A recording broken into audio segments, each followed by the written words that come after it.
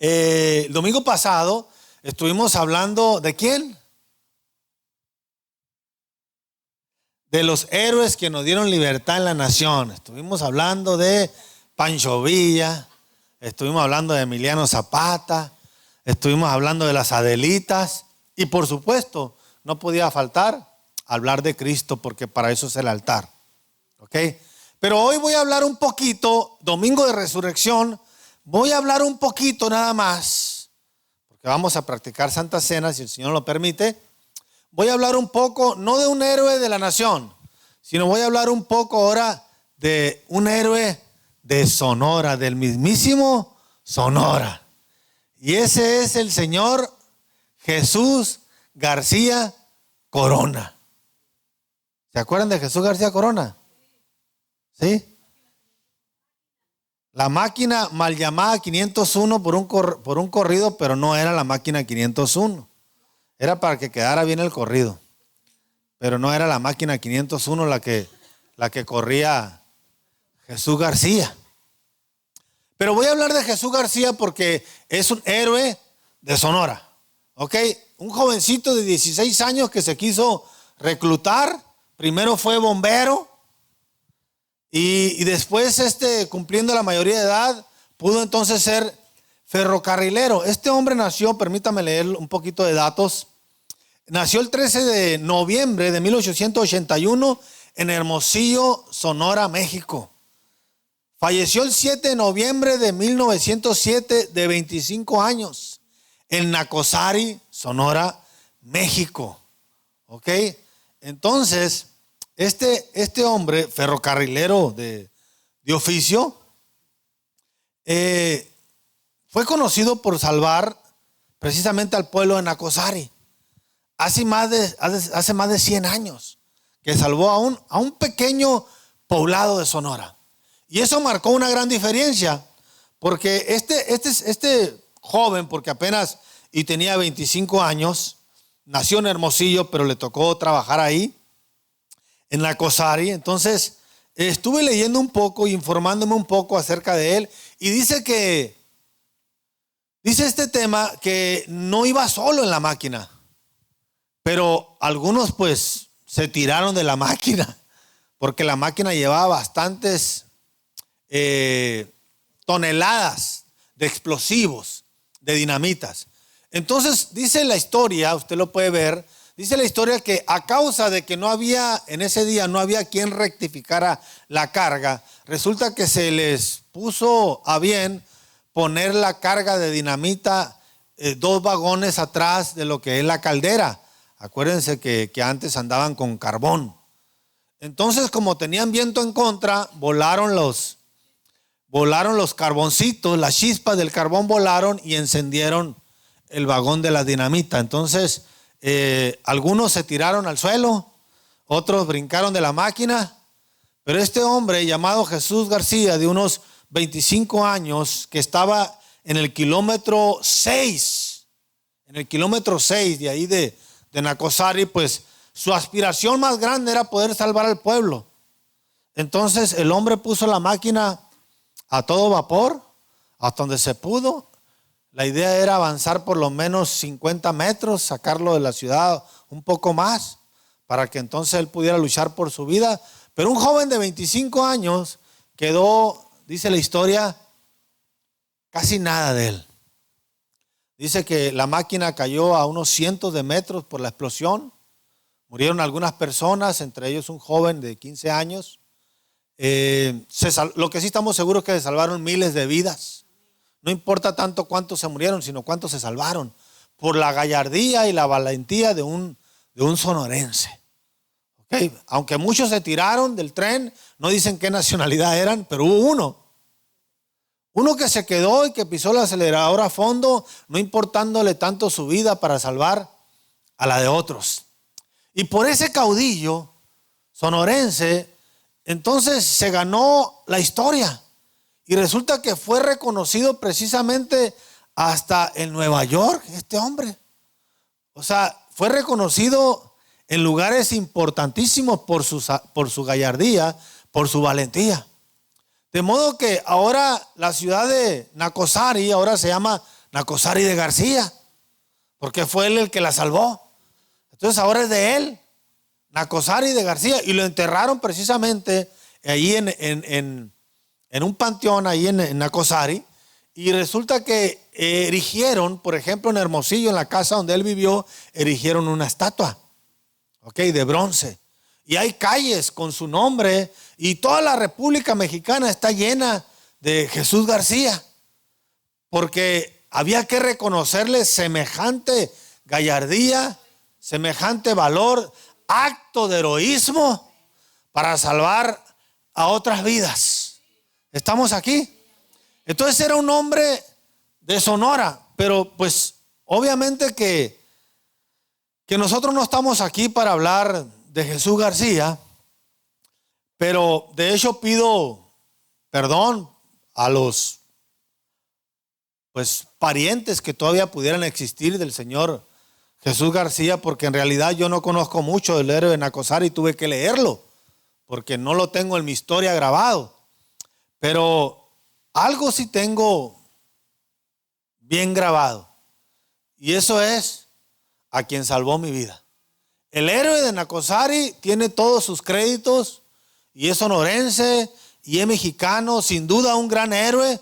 ¿Por qué no decirlo nomás de Sonora, sino que también de México? Pero nosotros los mexicanos somos gente con sangre indígena. No somos gente con sangre europea, por más que usted quiera. Somos literalmente indígenas, pero gente valiente, gente tenaz, de trabajo, de mucha gallardía a la hora de defender ideales. Somos gente con capacidad de morir ahí en la raya, porque Dios nos hizo así. Entonces, nosotros somos gente de mucho esfuerzo. Cuando usted va, por ejemplo, para algunos lugares donde hay minería, usted va a ver a los mexicanos trabajando en la minería y metiéndose metros y metros de profundidad para poder sacar carbón, para poder sacar cobre, para poder sacar oro. Y cuando usted ve la historia, usted va a ver azotes en los lomos de los mexicanos para que saquen el oro y se lo pudieran llevar los españoles así.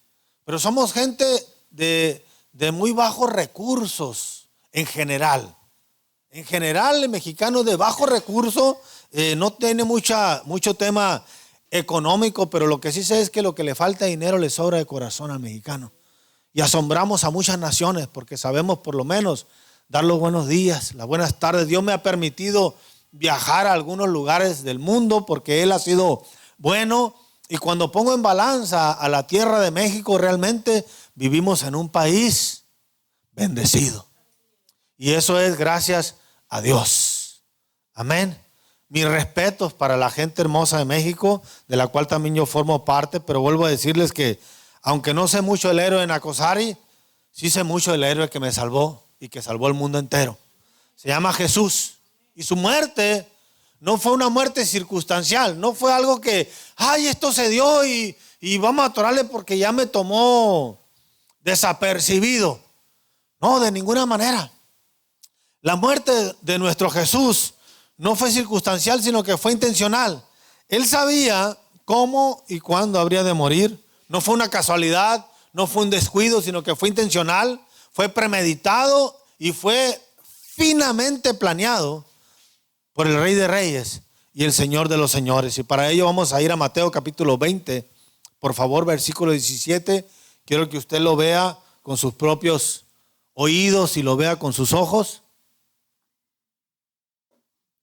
Escuche bien y vea bien. No vaya a ser que viendo no vean y escuchando no entiendan. Subiendo Jesús a Jerusalén, tomó a 12 de sus discípulos en el camino y les dijo: he aquí, subimos a Jerusalén, y el Hijo del Hombre será entregado a los principales sacerdotes. ¿A quién lo iban a entregar? No vaya usted a creer que se lo iban a entregar a unos malandros. Bueno, eran malandros con corbata. No se lo iban a entregar a unos rateros o a unos sicarios. No existía Caro Quintero en ese tiempo. No estaba nuestro vecino el Chapo. Se lo entregaron a sacerdotes, sumos sacerdotes, gente de la ley y que sabía la ley al derecho y al revés. Ahí fue entregado a los escribas. Y dice, y lo condenarán a muerte. ¿Quién estaba hablando? Y él estaba diciendo que él mismo sería entregado a los principales sacerdotes y que lo iban a entregar para que fuera muerto. Y lo entregarán también a los gentiles para que lo escarnezcan, para que lo azoten, para que lo crucifiquen, pero al tercer día va a resucitar. Esta es una de las cosas que a mí me maravilla mucho de Jesús, que no fue algo circunstancial, sino que fue algo intencional. Él sabía lo que iba a hacer, él sabía lo que iba a pasar, porque algunos cientos de años atrás ya se había hablado de él. Isaías ya había hablado de lo que iba a pasar con él. Y él había abierto los rollos varias ocasiones. Y él decía, lo que ustedes están leyendo ahorita aquí en el rollo, ese el que están leyendo soy yo.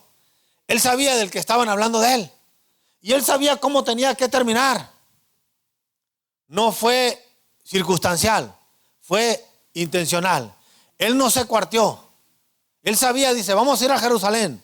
Voy a subir a ese lugar juntamente con ustedes, pero a mí me van a entregar a los sacerdotes para que me maten. Y me van a entregar también a los gentiles para que me azoten. Entonces usted puede ver que Jesús no lo tomó por sorpresa a Satanás. Él sabía para qué había nacido y cuál era su propósito y que la hora había llegado. Amén. Así que su amor no tiene comparación. Él se entregó todo, lo entregó todo, se vació todo. Toda su humanidad fue vaciada para darle lugar al amor. Porque mi humanidad es tan simple que a veces me dice, no voy a la iglesia porque tiene flojera. No levante su mano. Yo sé que a algunos se les levantó hasta por inercia. No voy a ir a la iglesia porque tengo algo más importante que hacer. Amado, cuando usted le dé flojera o diga que tiene algo importante que hacer, mídase con la balanza del que murió por usted. Y cuando usted se mida en la balanza del sacrificio, porque Jesús se vació por completo para darle cabida a tu persona, para que tú pudieras entrar con todas tus faltas, con todas tus necesidades y con todas tus necedades. Dios dijo, yo voy a morir por él. Y nadie es más importante que tú. Yo creo que lo menos que podíamos hacer es pagarle de la misma manera, porque él ya nos conocía. Tampoco a Dios nosotros lo tomamos por sorpresa. Él sabe cómo somos. Él ya sabía que le íbamos a fallar. A Dios conoce nuestros pecados, los que hemos practicado y los que vamos a practicar. Conoce tus fallas, conoce tus hierros. Pero aún así, Dios quiso invertirse en ti, como si realmente valiéramos la pena, o como si fuéramos fieles, o como si fuéramos justos. Pero resulta que a ti no te aguanta ni tu esposa, y tu esposa no te aguanta ni tu viejo. ¿Cuántos están aquí? Si no nos aguantamos, a veces si pudiéramos nos comiéramos. Pero sin embargo Jesús, con todos tus hierros, hablando a hombres y a mujeres, con todos tus hierros, Jesús dijo, vale la pena morir por ti. Y no fue casualidad. Él se invirtió por completo. Fue intencional. No quiso sacarle la vuelta. Cuando estuvo ante Poncio Pilato, él dijo, yo tengo la facultad de levantar una oración, y mi Padre que está en los cielos tiene capacidad para enviarme una legión de ángeles y librarme de esto, pero aún así no quiero. Por amor a nosotros.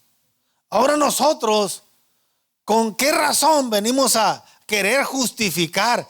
¿Qué justifica semejante amor para que nosotros justifiquemos una falta? A su presencia. Amén. ¿Estamos aquí? Porque estos lugares, sobre todo en un día de domingo de resurrección, deberían de estar abarrotados.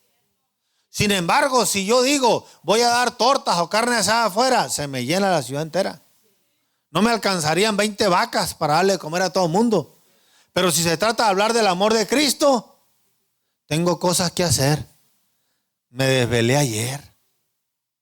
Me quedé dormido. Fíjate las excusas poco válidas ante una sangre todavía latente en el Calvario que está por ti y por mí. Porque la sangre de Cristo hasta el día de hoy está vigente, no es algo chafa que ya pasó o que ya se secó. Gracias a esa sangre, usted tiene la aspiración a llegar al cielo. No hay otra manera. El cielo no se compra. El cielo ya se compró, lo pagó Cristo. Lo pagó por usted. Dele un aplauso al Señor.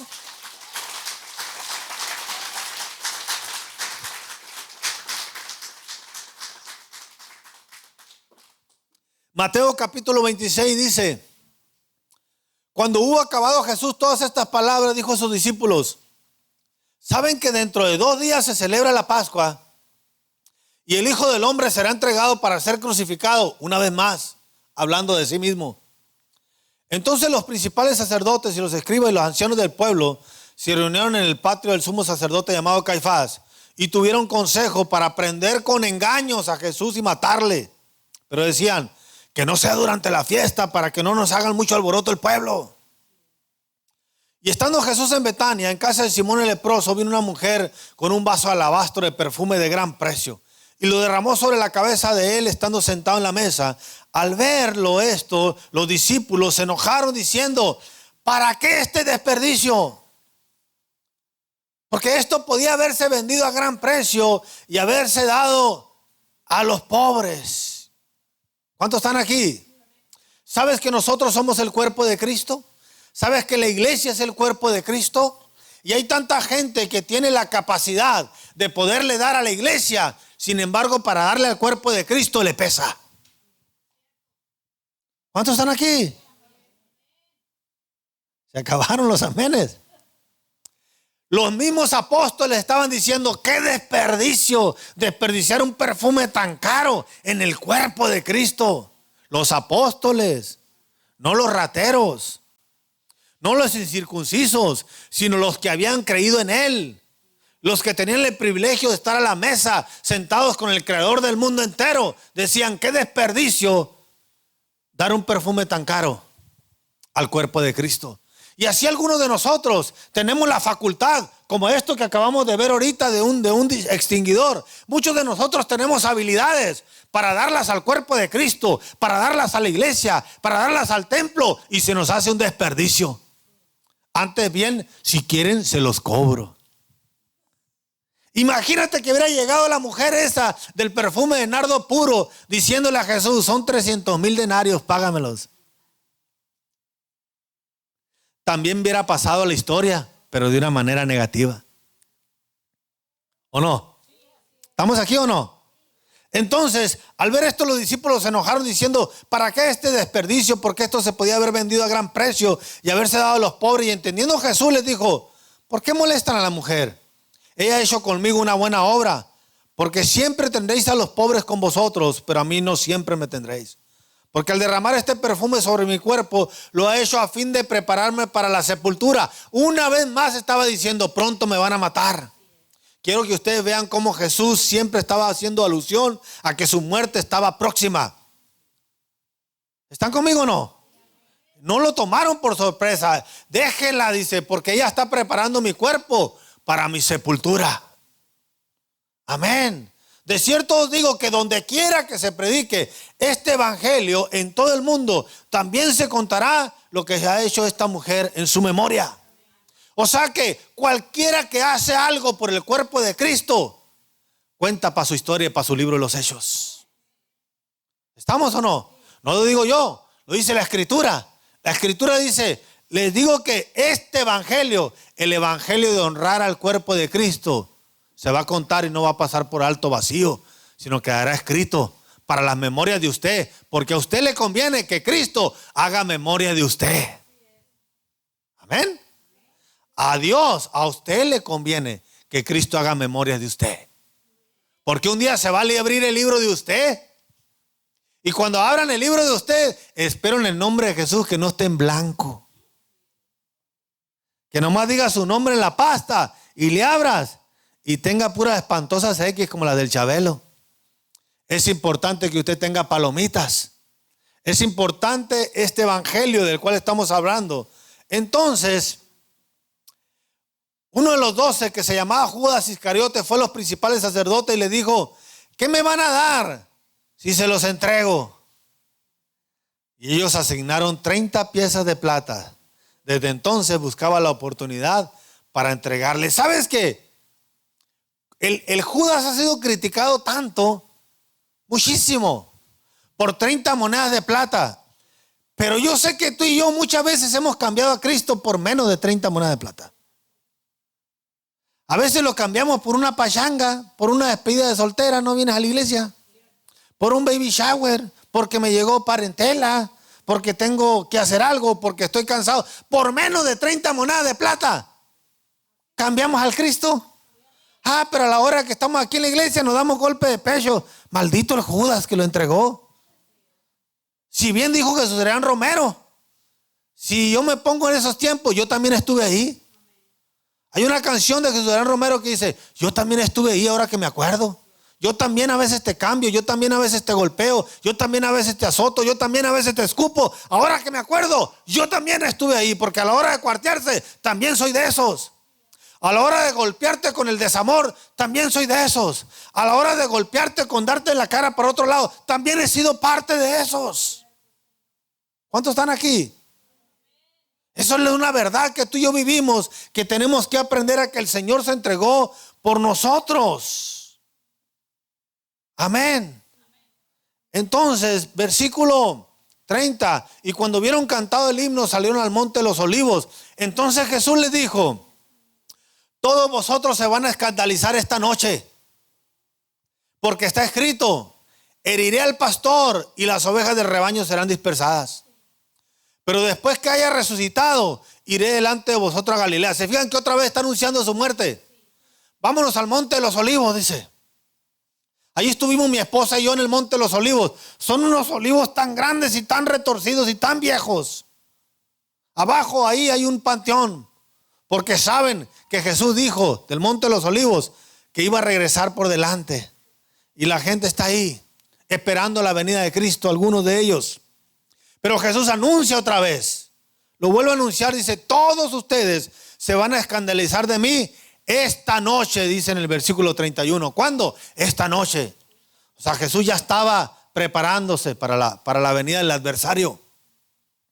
Pero después de que haya resucitado, iré delante de vosotros a Galilea. Respondiendo Pedro le dijo: aunque todos se escandalicen, yo no me voy a escandalizar. Jesús le dijo: de cierto te digo que esta noche, antes que cante el gallo, me vas a negar 3 veces. Y Pedro dijo: aunque sea necesario morir contigo, no te negaré. Y todos los discípulos dijeron lo mismo. Y a la hora de quedarse para defender al Cristo, no hubo ni uno. Todos se escandalizaron. Con el tiempo llegó Juan. Y luego después llegó a pedir el cuerpo José de Arimatea. Versículo 36. Entonces Jesús, con ellos en un lugar que se llama Getsemaní, se fue y dijo a sus discípulos: siéntense aquí, entre tanto que yo voy y oro. Y tomando a Pedro y a los 2 hijos de Zebedeo, comenzó a entristecerse y a angustiarse en gran manera. Y entonces Jesús le dijo: mi alma está muy triste, triste hasta la muerte. Quédense aquí y oren conmigo. Y yendo un poco adelante, se postró sobre su rostro y orando, diciendo: Padre mío, si es posible que pase de mí esta copa, pero no sea como yo quiero, sino como tú. Vino luego a sus discípulos y los halló durmiendo. Y dijo a Pedro: así que no habéis podido velar conmigo una hora. El que acababa de decir versículos atrás que no se iba a escandalizar, que podía ir hasta la muerte, hasta la tumba con él, le pidieron que orara y no pudo. Y así somos algunos de nosotros. Nosotros a veces somos cristianos en la iglesia, pero cuando tenemos que ser cristianos fuera de la iglesia no podemos. Cuando tenemos que demostrar nuestra fe y cuando tenemos que demostrar nuestra prioridad, cuando tenemos que demostrar de qué estamos hechos, nos pasa lo que a Pedro. Nos gana la presión del cansancio. Pero tenemos que amar al Señor porque Él vino 3 veces. Y las 3 veces los encontró ahí hasta que le dijo: levántense, vamos, porque ya se acerca el que me va a entregar. Santo Dios. Mientras todavía hablaba, en el versículo 47, vino Judas, uno de los 12, y con él mucha gente con espadas y palos de parte de los principales sacerdotes y de los ancianos del pueblo. Y el que le entregaba le había dado señal diciendo: al que yo besare, a ese prenderle. Y enseguida se acercó a Jesús y le dijo: salve, maestro, y le besó. Y Jesús le dijo: amigo, ¿a qué vienes? Entonces se acercaron y le echaron mano a Jesús y le prendieron. Pero uno de los que estaba con Jesús, extendiendo la mano, sacó su espada e hiriendo a un siervo del sumo sacerdote le quitó la oreja. Entonces Jesús dijo: vuelve tu espada a su lugar, porque todos los que tomen espada, a espada morirán. Amados, ¿a dónde quiero llegar? Miren, cuando nosotros juzgamos, de la misma manera en que usted juzgue, será juzgado. Y no lo digo yo, lo dice Cristo. Por eso es que hago hincapié a que seamos cada uno de nosotros perdonando nuestras faltas. Es importante de que usted opere en el amor y en el perdón. En el mismo amor que Cristo demostró por usted al perdonarle todos sus pecados, ese mismo amor tiene que demostrar usted por los de su casa para perdonar los pecados. El mismo. Porque Cristo dijo: deja tu espada, porque el que espada agarra en la mano y mata con espada va a morir. Y es muy fácil a veces juzgar a los demás, pero a la hora de que nosotros somos juzgados, nosotros sí queremos misericordia para con nosotros. Pero cuando vemos al otro, queremos que le caiga el hacha, la voladora desde un principio. Lo creemos indigno. ¿Sí o no? Pero no se trata de ti o de tus hijos, porque la justificación viene inmediata. Pero yo quiero que usted aprenda a perdonar. Necesitamos aprender a perdonar porque Él nos perdonó primero. Aprendamos a amar porque Él nos amó primero. Amén. Ay, gracias al Señor. La palabra del Señor dice en el versículo 51: pero uno de los que estaban con Jesús, extendiendo la mano, sacó la espada, hiriendo a su siervo del sumo sacerdote, le quitó la oreja. Entonces Jesús dijo: vuelve tu espada a su lugar, porque todos los que toman espada, a espada perecerán. ¿Acaso piensas que no puedo orar ahorita mismo a mi Padre y Él me daría 12 legiones de ángeles? Pero ¿cómo entonces se cumplirán las escrituras que dice que es necesario que esto acontezca? En aquella hora Jesús dijo a la gente: como contra un ladrón habéis venido conmigo con espadas y palos para prenderme. Cada día he estado sentado con vosotros enseñando en el templo y no me prendisteis. Mas todo esto sucede para que se cumplan las escrituras de los profetas. Entonces todos los discípulos, dejándole, le huyeron, le abandonaron. Amados, esto es el amor del Señor.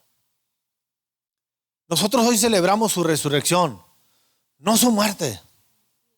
Dice la palabra del Señor que Él resucitó y le dijo: iré por vosotros, iré por enfrente de ustedes en Galilea.